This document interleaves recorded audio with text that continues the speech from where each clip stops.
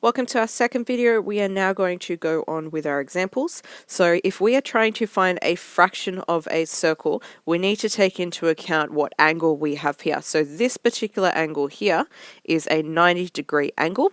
So we can write this as a fraction of our full circle, which is 360 degrees. So 90 divided by 360, we can simplify it to 1/4. So the answer for this would be 1/4 is the fraction of the circle. So it's 1/4 of a circle. Next one, we are now going on to our length of our arc shown. So we're after this one right here. So let's highlight it to make sure we know what we're after. So here is what we're highlighting. Here's what we are finding. If I am trying to find my length of my arc, think about it. Here's your pizza slice, okay? I just want the crust. I don't want anything else. I just want the crust. So I have a particular formula that I use for this. So these you need 3 formulas, and I suggest you put them as per your notes at the top of each page until you get more acquainted with them. So this says the percentage of my circle multiplied by my overall circumference. So once I put that in, I've got my angle here of 105 degrees. So write down your information, and I've got my radius here of 8 centimeters. So let's make sure that we've got all that information in. So let's just highlight it. So we've got our angle, which is 205. Let me just grab that out a little bit. There we go. So my angle, which is 205, and then you have your radii, your radius, which is 8 centimeters, which is exactly what you've got written here. So now we substitute our known values into our formula. So we do the 105 divided by 360, we multiply it by 2, then by pi, then by our 8. And then we want to have that, let's double check what the question said. Find the length of the arc shown, correct it 2 decimal places. So if any time it says that we have to do to a certain amount for our answer, we have 2 decimal places. Let's double check. We always write it in the end to 2 decimal places. So just a quick recap on decimal places. So here is my second decimal place, and I have a look what's next door. So I've got 0 next door, which means I am keeping it as my 66. I'm not rounding up, I'm not rounding down, I'm just keeping it as is.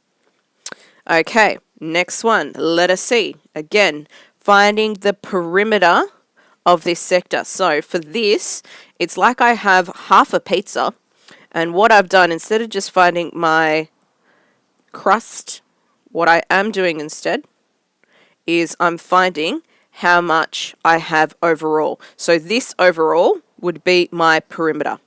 So here is how we approach it. This formula here refers to my crust, my arc length.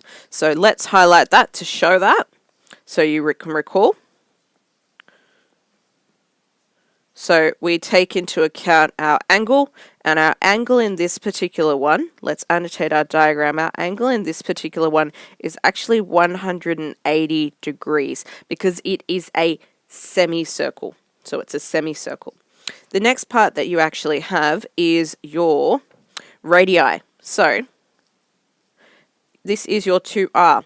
We've been told overall that we have 12 meters, so we need to turn our 12 meters into our, so this is the diameter, and we want to turn it into our radius. To do that, we divide by 2, which is exactly what we do here. So again, first part, you've put down all your information. We find what we have to do next, which was finding out our radius. So our radius is actually, so the letter for R here, that we are going to substitute in. I'll give it a different color so you can see.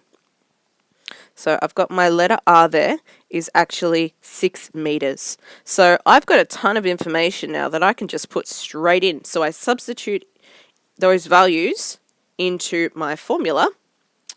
So here's my part of a circle.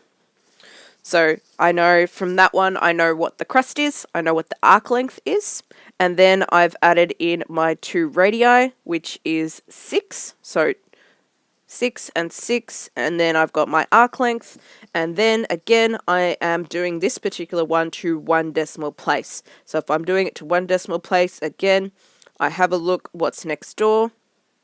4 does not round up, so it stays exactly the same as here. So let's have a look at our final example. So the next one we are doing is our perimeter of a composite shape. So remember, a composite shape is a shape that is made up of one or more different types of shapes, and it may look a little bit irregular. Okay, but you need to take into account a couple of things.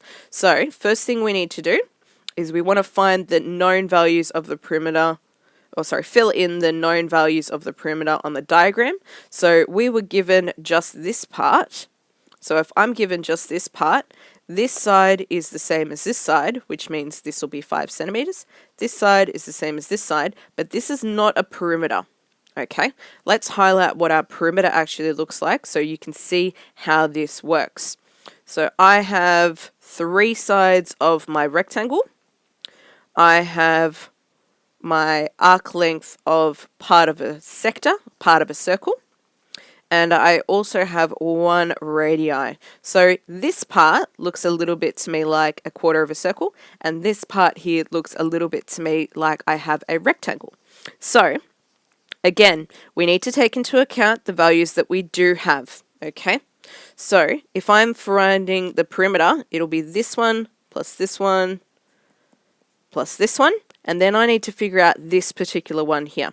So my angle is actually at a 90 degree, so I can keep track of that information. That's really, really important.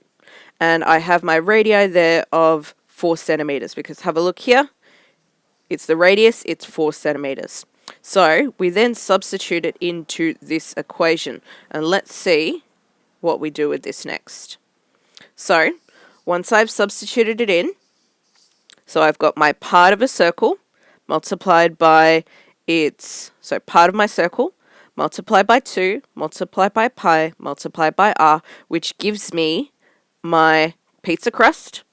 Okay, so I'm just after this arc length, and I want that to 1 decimal place, so that's looking good. To get my overall perimeter, however, I need to add this number to all of the other ones on the other side. So, just a quick recap. So I've found this length. Now I need to add this one, plus this one, plus this one, plus this one to give me my perimeter. So once I've done that, I end up with my answer. And again, I want to have it to 1 decimal place. Hop on to the next video for the worked examples.